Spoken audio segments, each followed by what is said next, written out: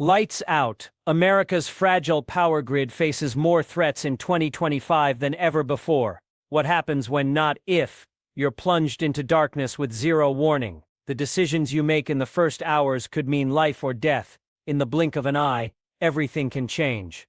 Imagine this. You're sitting at home scrolling through your phone when suddenly your screen becomes the only source of light in the room. The familiar hum of your refrigerator stops. The heater clicks off. And just like that, you're thrust into what experts are now calling the most vulnerable period of any power outage, the first 24 hours.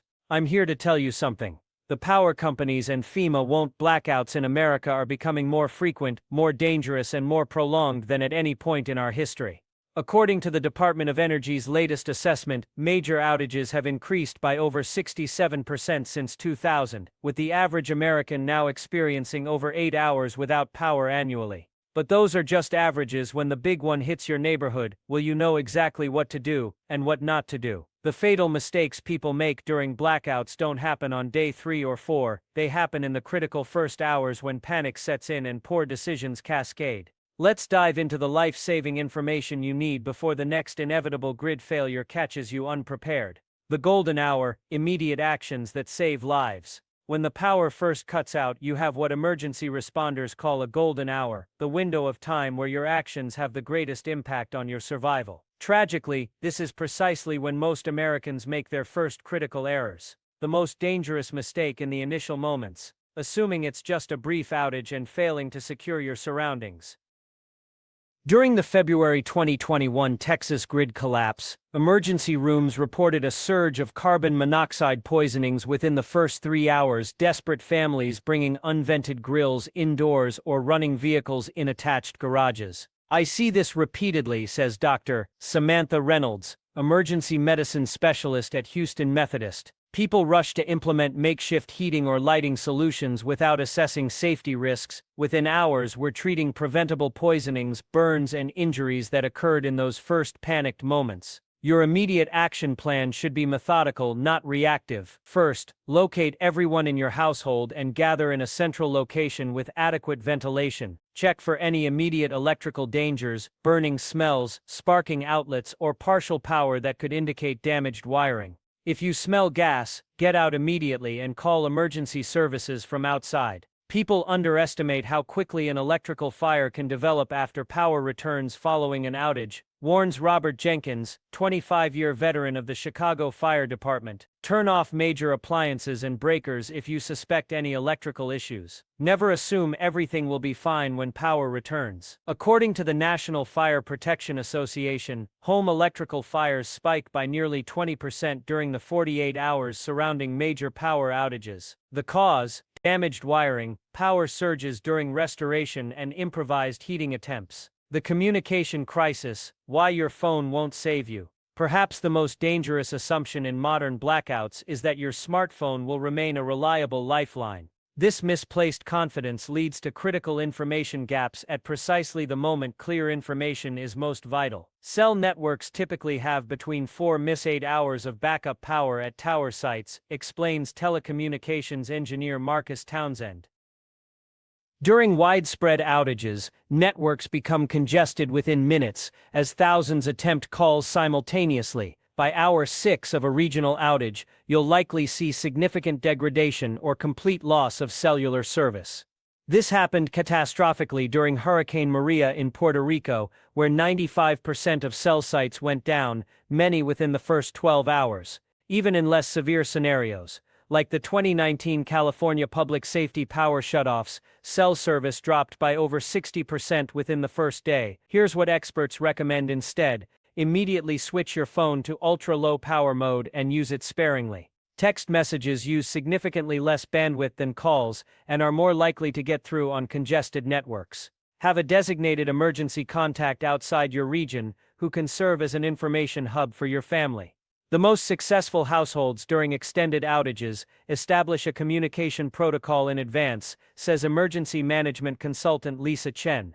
Decide when and how often you'll check in, who will relay information to whom, and at what point you'll implement backup communication methods. Those backup methods should include a battery or hand-crank-powered AM/FM radio. During the 2021 winter storm blackouts, local radio stations remain the most reliable information source for millions after cell networks degraded. For households with vital medical needs, this communication planning becomes even more critical.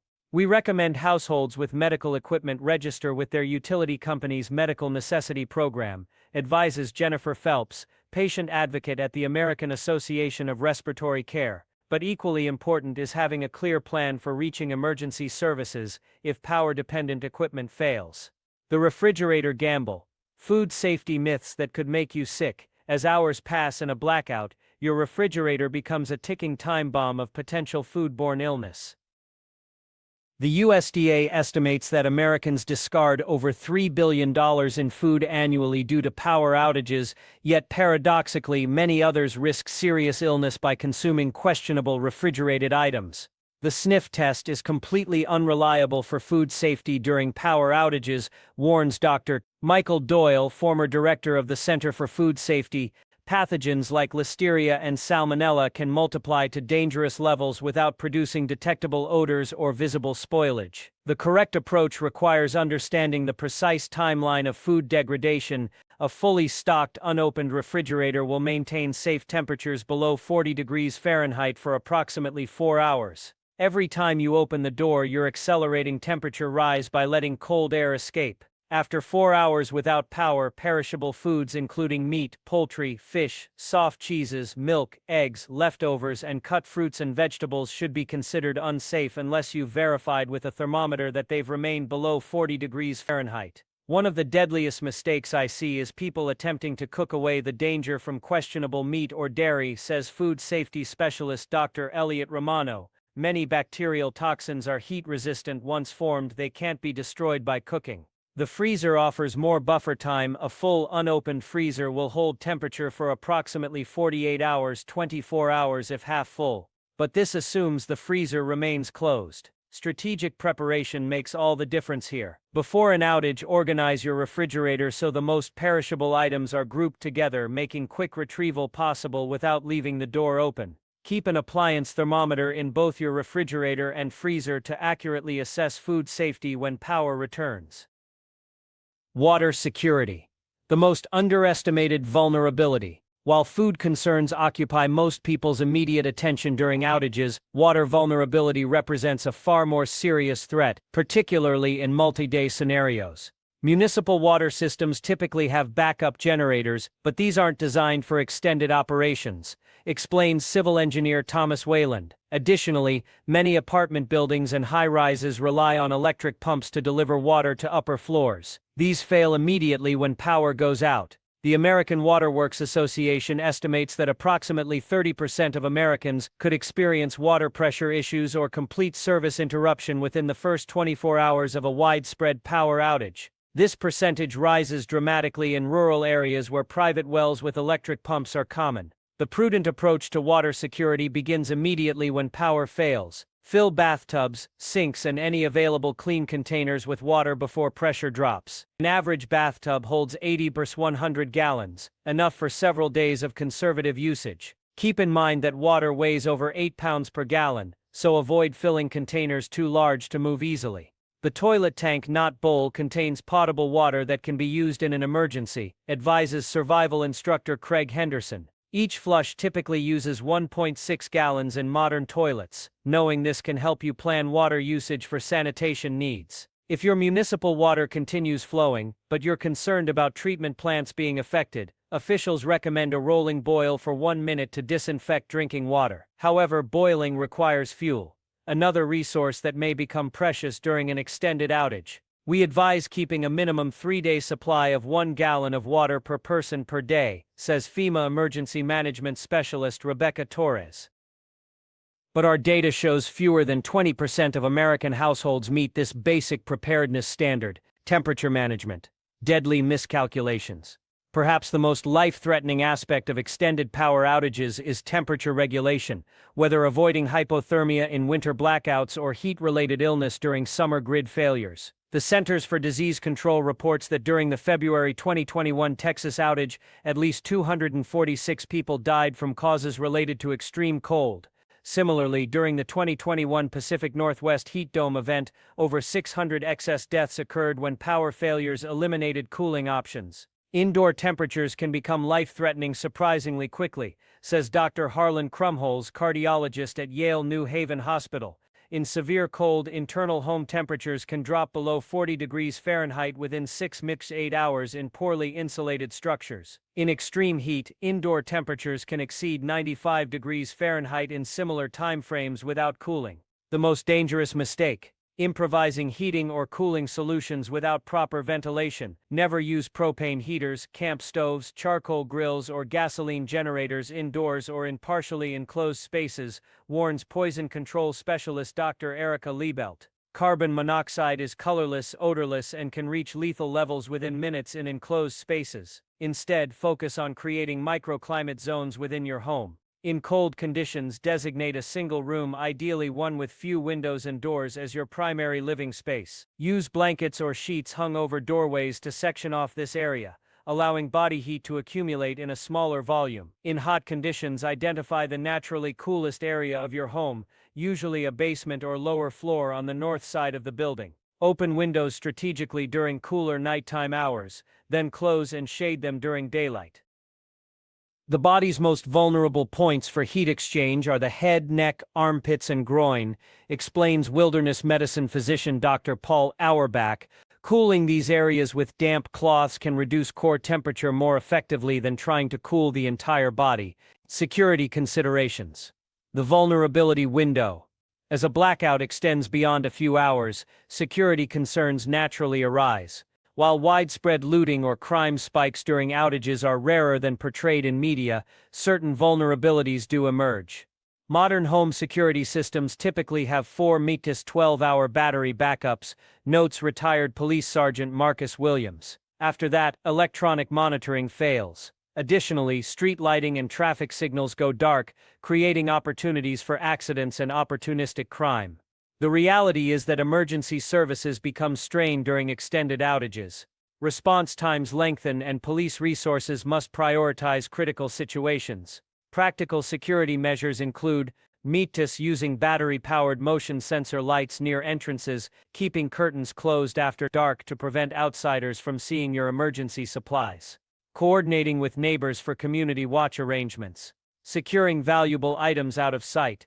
Keeping vehicles fueled and parked in secure locations. Neighborhood cooperation dramatically improves security outcomes during extended outages, explains community resilience researcher Dr. Emily Falk. Communities that establish communication networks and resource-sharing protocols experience significantly fewer security incidents than isolated households. The technology trap: digital dependencies. Our increasing reliance on internet-connected systems creates unique vulnerabilities during blackouts.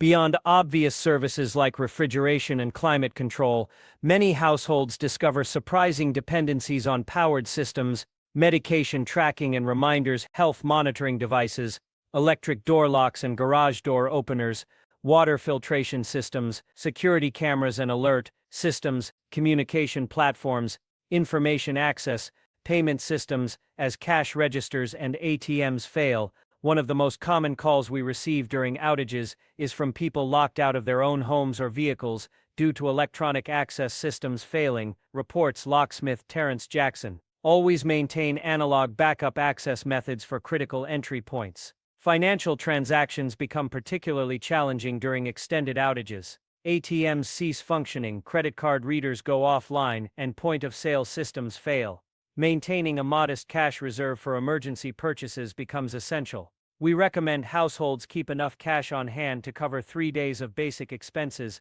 advises personal finance expert Melissa Gorman. During extended regional outages, cash quickly becomes the only accepted payment method at functioning businesses. Mental resilience. The psychological impact. The psychological impact of sudden power loss shouldn't be underestimated. Studies of extended blackouts reveal consistent patterns of stress, anxiety, and decision fatigue that can lead to poor choices. There's a significant cognitive burden when routine tasks suddenly require complex planning, explains disaster psychologist Dr. James Thompson.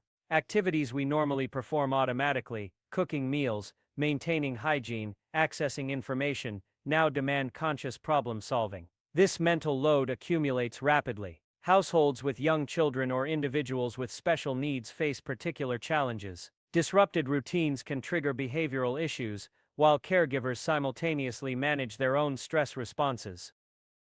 Effective coping strategies include establishing a modified but consistent daily routine, creating designated normal activities that don't require electricity, taking breaks from emergency management to engage in familiar leisure activities, maintaining regular meal and sleep schedules, practicing simple mindfulness or breathing exercises, limiting consumption of alarming news or rumors.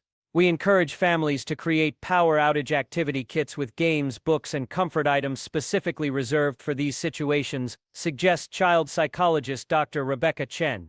Having special activities only available during outages can transform a potentially frightening experience into something more manageable for children. The recovery phase. When power returns, the moment electricity returns brings both relief and new hazards.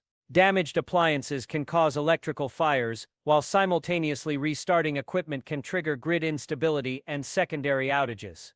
After extended outages, we recommend a staged approach to restoring household systems, advises Electrical Safety Inspector Michael Prabhu. First, check for burning odors or unusual sounds from electrical panels. Then gradually restart essential systems, refrigeration, heating/cooling, water pumps, waiting several minutes between each to avoid overwhelming circuits. Inspect refrigerated foods carefully, using temperature readings rather than appearance or smell to determine safety. Discard questionable items, remembering that food safety cannot be judged by sensory evaluation alone. Document any losses for potential insurance claims. Many homeowners and renters policies cover food spoilage during extended outages, though typically above a minimum threshold amount. As grid vulnerabilities continue to increase due to aging infrastructure, extreme weather events, and evolving threat landscapes, blackout preparedness becomes an essential skill for every American household. The most resilient approach combines practical preparation with knowledge and community connection. No individual can stockpile enough resources to address every contingency, but informed decision-making in those critical first 24 hours dramatically improves outcomes. Remember, the most dangerous period in any blackout is the first day, when hasty decisions can create cascading problems that persist long after power returns. By understanding the predictable challenges and avoiding common mistakes, you transform a potential crisis into a manageable inconvenience. Take time now before the next inevitable outage to create your household blackout protocol. Review it with all family members, practice locating emergency supplies in the dark, and consider how you'll coordinate with neighbors and extended family during communication disruptions. The power grid may remain vulnerable, but with proper preparation, you don't have to be.